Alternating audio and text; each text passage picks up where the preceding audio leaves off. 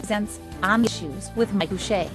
Tonight, a discussion on the just-released report about governance of the Milwaukee Public Schools titled School District Governance Reform. The devil is in the details. Hello and welcome to Marquette University Law School. I'm Mike Boucher. I think it was on Friday in the Business Journal of Greater Milwaukee that Mayor Tom Barrett said, it's time for us to have a serious discussion about school governance in this community, about the way our schools are run here. And that's our goal tonight, is to have that serious discussion.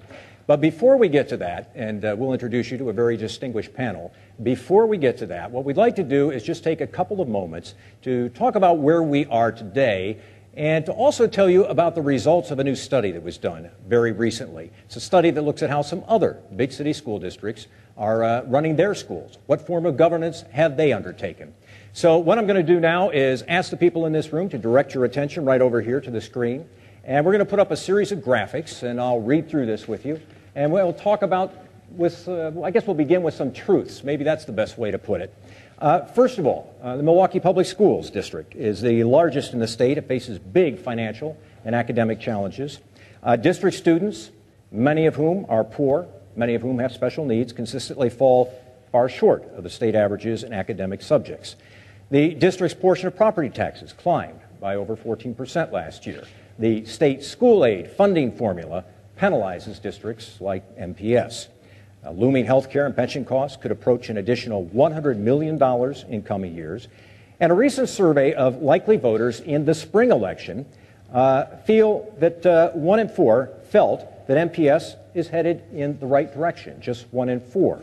Just 3 in 10 voters approve of the job the MPS school board is doing, according to that survey. Some have questioned if the current board can handle the many complex issues facing MPS. Now, because there's been so much attention on this issue, the Greater Milwaukee Foundation commissioned a study to find out what happens when cities or states step in to run school districts. The Public Policy Forum looked at 5 school districts that are somewhat similar to Milwaukee, where there has been school governance reform. The cities we're talking about are Washington, D.C., Baltimore, Detroit, Cleveland, and Omaha, Nebraska. In most of these communities, the mayor has been involved in appointing at least some members of the school board. The School District Governance Reform Study does not make specific recommendations. It does, however, note several major findings, and let's go over those findings. First, school governance reform happens over years, and it may occur in several incarnations.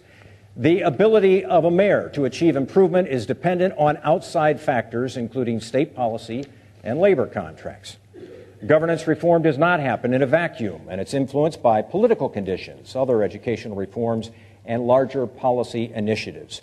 There are nearly as many models for school governance as there are districts that have attempted governance reform. The impact of governance change on a school district's fiscal stability are positive to mixed, and the last finding of the study, governance change can result in some improvement in student performance, but not across the board. If you'd like more information on all of this, you can read the full report, the School Governance Reform, The Devil is in the Details report. You can see the website there, greatermilwaukeefoundation.org. Well, that's the backdrop to tonight's conversation here at Marquette Law School. What I'd like to do now is introduce to you the folks who will be taking part in our conversation, and I'm going to do that from right to left. So we'll start down here at the end, and joining us tonight is Representative Polly Williams. Many of you familiar with Representative Williams. She's a longtime lawmaker from the city of Milwaukee, and she is also the chair of the Assembly's Committee on Education Reform. Thanks for being with us. Next to her is Tim Sheehy. Tim Sheehy is the president of the Metropolitan Milwaukee Association of Commerce. Thanks for being with us. Next to Tim Sheehy is the Common Council president, Willie Hines. Thank you for being with us. Next to Willie Hines is Dennis Ulahan. He is president of the MTEA.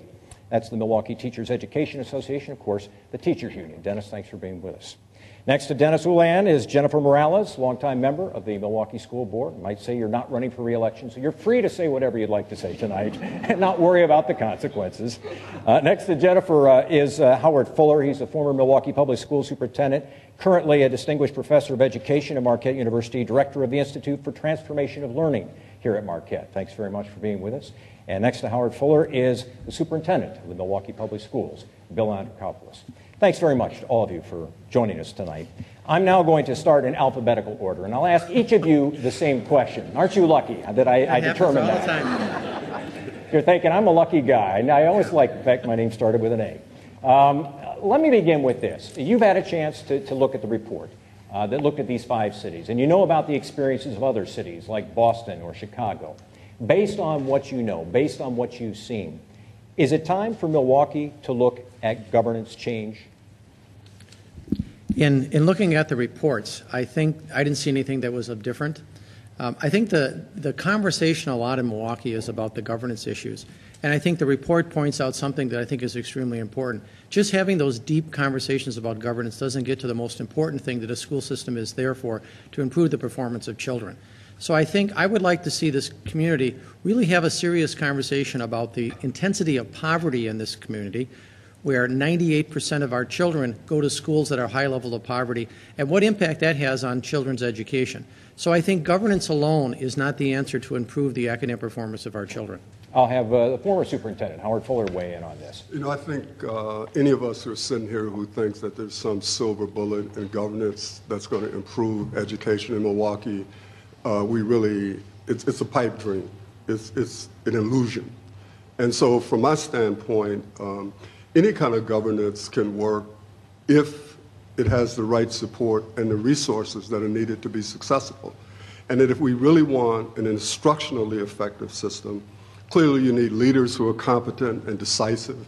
You need people who have, I believe, autonomy at the local level to both hire, to develop, and to fire staff, to develop budgets.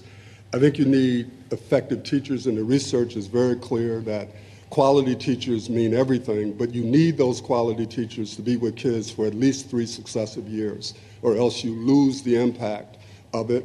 You need smart assessments so that people can make data-driven decisions. You need the type of human resource system that hires people at the right time, places them in the right positions. And you need true accountability, where there are actually rewards and sanctions for what does or does not happen with student achievement. And finally, in my opinion, you need to have parent choice and empowerment.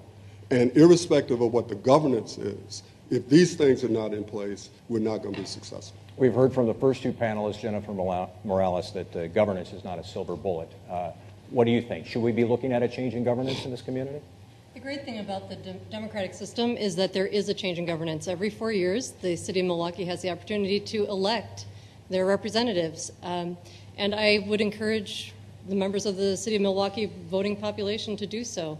I think that the number of candidates who bring themselves forward for consideration is too small. I think the number of incumbents who go without a challenge is too small.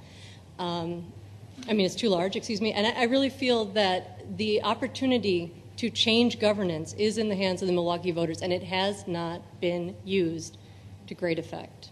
Dennis Ulan, same question. I think we talk about style and we sort of ignore substance when we talk about these issues. I think about different initiatives that we've undertaken during the time I've been with the Milwaukee Public Schools. The Neighborhood Schools Initiative was about buildings and how we get kids to them. It wasn't about what happens to children when they get inside those buildings. We talk about a system of schools or a school system. It's really about an organizational structure. It's not what happens inside that structure. We talk about small high schools. That's about the size of the program, not what happens or the quality in the program. And now we're talking about the way our school board's chosen instead of talking about what we can do to make our schools work better. I think this is an instance of more style, no substance. And in my experience, those conversations don't get us anywhere. And we desperately need to get to a different place, to a place where kids are doing better in school. President Hines, your thoughts on this? Well, first of all, I think that people leave your city for a couple of reasons, 2 or 3 reasons. One, they leave your city because of crime, the perception of crime. They leave your city because of, we'll say, because of taxes or the delivery of services. And then they leave your city because of schools, whether or not your schools are performing.